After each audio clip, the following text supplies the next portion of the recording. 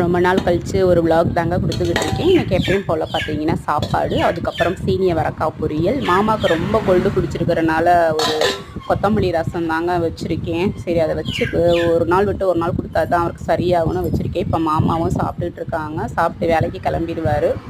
சரி அவர் கிளம்புறதுக்குள்ளே நம்மளும் வீடு வலிச்சு விட்ருவோம் அப்படின்ட்டு உப்பு மஞ்சத்தூளும் தாங்க போட்டு வீடை வலிச்சு விட்டேன். ஃபஸ்ட்டு சாமி ரூம் தான் வலிச்சு விட்டுட்டு இருந்தேன். ஏன்னா அங்கே மாமா சாப்பிட்டுட்டு இருக்கனால சுற்றி முற்றி இருக்கிற அந்த பக்கம் வெளியில் அவுட் சைட் பார்த்திங்கன்னா இருந்த குப்பையும் கொஞ்சம் எரித்து விட்டுட்டு, ஏன்னா அப்பப்போக்கு எரிக்கலாட்டினா பூச்சி வெட்ட வந்துடும். அப்புறம் இங்கே வாசலில் சாமி ரூம் வாசல்லையும் கோலம் போட்டுட்டு இந்த பெட்ரூம் வாசல்லையும் கோலம் போட்டேங்க. இதுதான் நான் தச்ச சுடிதார். இதைத்தான் இன்றைக்கி வேர் பண்ண போகிறேன்.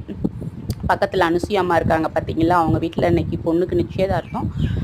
அதனால் இன்றைக்கி அங்கே போகிறோம். இது பார்த்திங்கன்னா ஒரு கஸ்டமைஸ் ப்ளவுஸ் தாங்க. பக்கத்தில் தெரிஞ்சவங்க ரிலேஷன் ஒருத்தவங்க தைக்க கொடுத்தாங்க. இதையும் தைச்சிட்டு சூப்பராக இன்றைக்கி ரெடியாக போகிறேன். இதான் அனுஷா